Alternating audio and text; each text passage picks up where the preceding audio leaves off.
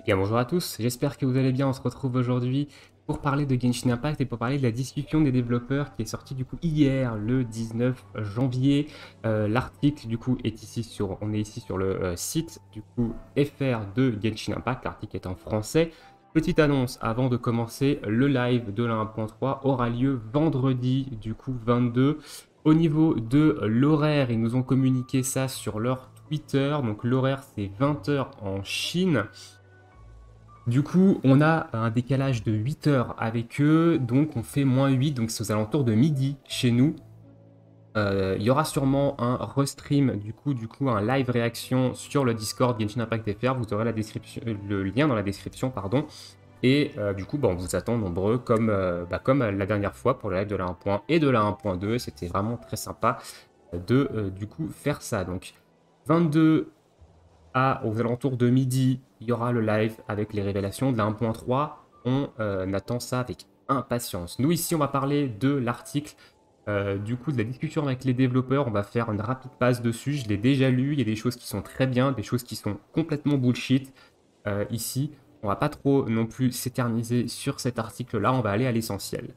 Du coup, on est parti. Première question, du coup, il nous parle du pré-téléchargement sur la version mobile.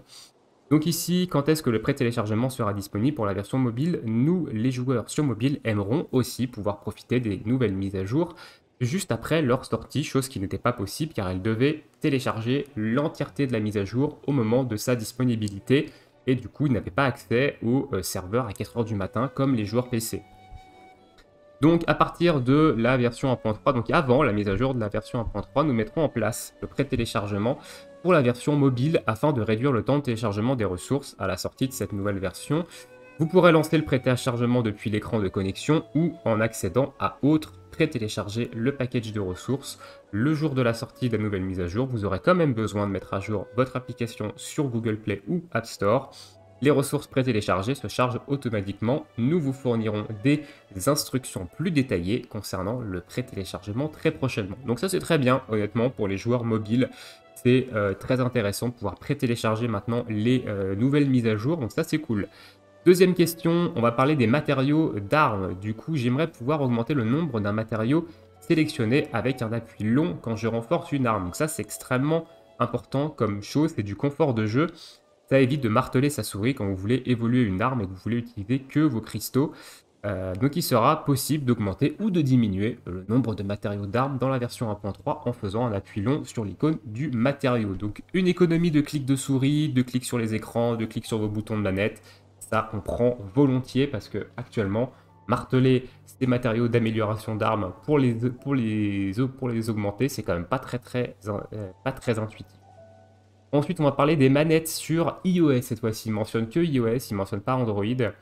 Nous avons entendu votre souhait à partir de la version 1.3. Les manettes suivantes pourront être utilisées sur les appareils iOS 14 ou supérieurs. Pensez à faire votre mise à jour du coup iOS si vous n'êtes pas en iOS 14 ou supérieur. Les manettes sans fil Xbox et Xbox Elite, du coup, la manette PlayStation DualShock 4, des manettes Bluetooth pour appareil iOS, donc spécial pour mobile. Attention, certaines manettes Bluetooth ne sont pas compatibles. Ici, il n'y a pas la liste. Mais de toute façon, je vous conseille d'utiliser une Xbox ou notamment la manette PS4. Si vous avez une PS4, elle marche très bien avec iOS. Ensuite, quatrième question, ils vont nous parler ici de la conversion des matériaux. Alors, on parle ici de conversion des matériaux d'élévation surtout, donc convertir des cristaux d'élévation anémo en cristaux d'élévation géo, donc ce qu'on drop sur les hypostases, les arbres congelés, les arbres enflammés, et l'océanie, donc l'esprit de l'eau. Je voudrais avoir la possibilité de convertir des matériaux. Donc la fonctionnalité qui permet de convertir les matériaux qui sera disponible à partir de la version 1.3 est encore en cours de développement. Nous expliquerons son fonctionnement dans de futures annonces. Donc ça, on en parlera quand l'annonce sera sortie. J'espère que ça ne sera pas bullshit, honnêtement, que ça sera intéressant, que la conversion sera équilibrée.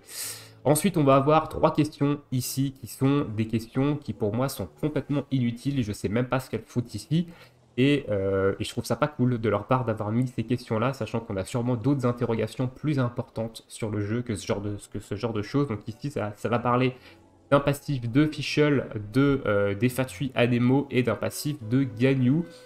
Donc l'effet d'électrocution provoqué par les effets de pluie de Oz Et Oz déclenche-t-il l'aptitude foudre divine de Fischl lorsque Xingqiu et Fischl ne sont pas sur le terrain. Donc en gros, vous êtes avec votre Diluc, vous avez l'ulti de Xingqiu sur vous, donc les épées de pluie. Vous avez votre Oz sur le terrain, mais aucun des deux personnages ici n'est sur le terrain, c'est votre Diluc qui est sur le terrain.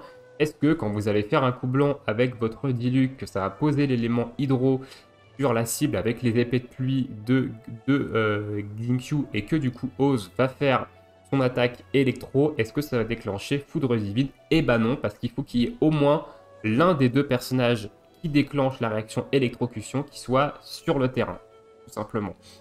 Donc ici, c'est ce qui nous explique en dessous et il vous donne des exemples. Donc il faut par exemple l'attaque de Barbara, l'attaque normale de Barbara qui est de l'hydro, les attaques normales de Tartaglia sous posture du démon marée déchaînée qui sont des attaques hydro, l'attaque normale de Lisa qui est une attaque électro.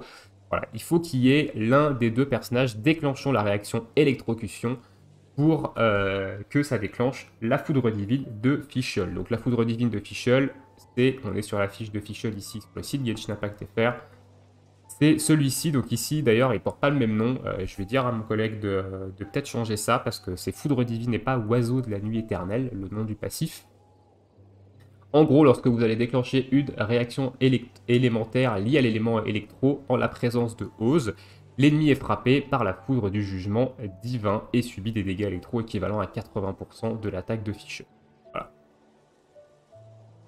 Ensuite, du coup, ils disent qu'il y a également un bug dessus. Donc en août, nous avons constaté dans la version actuelle du jeu que l'aptitude foudre divine ne peut être activée si Oz change de position sur le terrain en utilisant une compétence élémentaire. Donc quand vous replacez votre Oz, par exemple, avec l'ultime ou avec quand vous réactivez la compétence élémentaire, quand Oz est déjà sur le terrain, bah, tout simplement, vous ne déclenchez plus cette foudre divine après. Le bug sera corrigé en 1.3 car elles ne peuvent pas le faire maintenant, ça pourrait engendrer d'autres problèmes inattendus. Ensuite, on va parler des frappeurs anémo. Donc pourquoi les frappeurs anémo ne peuvent plus contrer les attaques géo? Alors ça c'est un truc, même moi je ne l'avais pas remarqué, moi qui joue énormément de personnages géo, je n'avais pas remarqué. Donc les frappeurs anémo, c'est les gros fatui anémo qui créent un bouclier, donc qui se mettent en protection sur un de leurs alliés avec un bouclier anémo. Du coup, l'élément anémo a seulement des réactions autres qu'avec lui-même avec les éléments hydro, pyro, cryo et électro, et on le retrouve également dans les compétences des personnages anémo et la réaction dispersion. Nous avions décidé d'ignorer cette règle dans la mise en place du frappeur anémo, donc ils avaient décidé que son bouclier anémo réagirait également aux attaques géo, ce qui est contraire aux règles de l'univers du jeu, car il n'y a pas de réaction élémentaire entre anémo et géo. Donc en 1.2, ils ont supprimé tout simplement ce contre sur les attaques JO, ils l'ont pas mis dans le patch note, donc ils s'en excusent, donc voilà. Question inutile au possible, honnêtement, ça c'est useless, ça c'est useless, vous allez voir que ça c'est useless aussi. Pourquoi l'effet de l'aptitude harmonie du ciel et de la terre, donc passif de Ganyu, ne s'applique pas au déchaînement élémentaire qu'il a déclenché? Donc le passif de Ganyu, on est sur la fiche de Ganyu ici, harmonie du ciel et de la terre, c'est le passif 2. Les personnages qui sont déployés se trouvant dans la zone de baptême céleste obtiennent un bonus de 20% des dégâts cryo. Donc en gros, ils demandent pourquoi les 20% des dégâts cryo ne s'appliquent pas à l'ultime qui a déclenché le passif, tout simplement parce que l'ultime est déclenché avant le proc du passif. Du coup, le passif ne s'active pas sur l'ultime qui l'a déclenché, tout simplement. Voilà. Le déchaînement élémentaire de Ganyu est déjà épuisé après avoir déclenché harmonie du ciel et de la Terre, c'est pour cette raison que l'effet ne s'applique pas. Et la dernière question qui est le best-of, la meilleure question de la discussion des développeurs, on va parler de la résine. Enfin, ils ouvrent le dialogue sur la résine originelle. Après 3 mois de jeu, donc dans la version 1.3, vous n'aurez plus à utiliser de résine originelle pour l'ensemble des événements qui ne nécessitent pas d'affronter des fleurs de ligne énergétique et des donjons. Attention à cette phrase-là. Faites très attention à cette phrase-là, ne vous hypez pas sur cette phrase. Pourquoi? Ici, il parle d'utiliser de la résine originelle pour les lignes énergétiques et les donjons. Donc tout ce qui ne rentre pas là-dedans ne consomme pas de résine originelle. On comprend cette phrase. Ce qui fait que les hypostases, l'arbre congelé, l'arbre enflammé, Andros, et l'océanide ne font pas partie de donjons et ne sont pas des lignes énergétiques, donc ne coûteront plus de résine originelle. C'est beaucoup trop beau pour être vrai. C'est beaucoup trop beau pour être vrai, ils ne vont pas supprimer la résine originelle sur ces contenus-là, ça me paraît beaucoup trop beau pour être vrai, donc ne vous hypez pas sur cette phrase, faites très attention ici, je pense qu'il y a une erreur de communication. J'ai vérifié la version anglaise, c'est exactement la même phrase, donc je reste ultra sceptique, c'est beaucoup trop beau pour être vrai qu'ils aient supprimé la résine originelle sur les hypostases, sur les world boss, sur les arbres congelés et enflammés et sur l'océanide, c'est beaucoup trop beau. Donc faites attention à ça.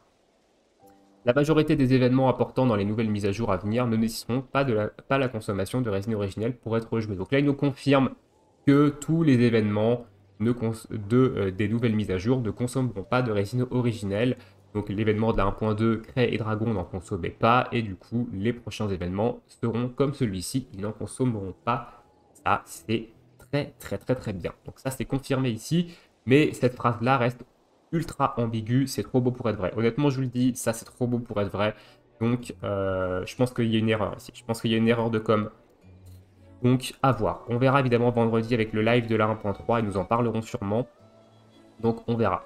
Ensuite, à partir de la version 1.3, il sera possible d'obtenir des résines fragiles en récompense grâce au pass de bataille. Donc, à partir du niveau 5 du pass de bataille Vagabond, qui est le pass de bataille et le pass de bataille Gnostic, qui est le pass de bataille payant, vous pourrez obtenir une résine fragile tous les 10 niveaux à la place du minerai de renforcement mystique que vous pouvez obtenir dans le Battle Pass de la version actuelle. Cependant, le minerai de renforcement mystique que vous n'obtiendrez plus à ces niveaux ne sera pas perdu, il sera ajouté aux récompenses d'autres niveaux de Battle Pass. Donc ça c'est très bien, il n'y a pas de perte de récompense et on gagne des résines fragiles. Donc on gagne en tout 5 résines fragiles dans le pass gratuit, 5 résines fragiles dans le pass payant. Donc en tout 10 résines fragiles pour ceux qui achètent le Battle Pass, 5 résines fragiles pour ceux qui ne l'achètent pas. Très bonne mise à jour du Battle Pass, honnêtement. Très bonne mise à jour. Le Battle Pass est déjà ultra rentable. Honnêtement, ceux qui doutent sur la rentabilité du Battle Pass, je ne vous comprends pas. Je vous invite à aller faire le calcul, hein, honnêtement, de ce qui vous est donné dans le Battle Pass, à essayer de convertir tout ça en euros. Vous verrez que c'est ultra rentable, honnêtement. Et là, avec des résines fragiles en plus, c'est encore plus rentable. Donc le Battle Pass, il est vraiment très bien. Je ne vous encourage pas à l'acheter parce que je ne vais pas vous encourager à payer, évidemment, mais si vous pouvez le faire, honnêtement, faites-le, il est vraiment très intéressant.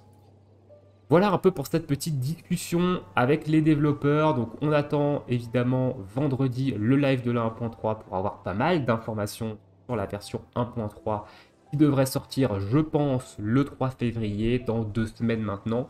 Ce n'est qu'une hypothèse, on aura sûrement la confirmation de la date vendredi. Et du coup, rendez-vous sur le Discord pour le live réaction vendredi, donc aux alentours de midi, je crois. Et sur ce, je vous souhaite à tous une très bonne journée, une très bonne soirée, bon jeu et à bientôt pour de prochaines vidéos. Ciao, ciao!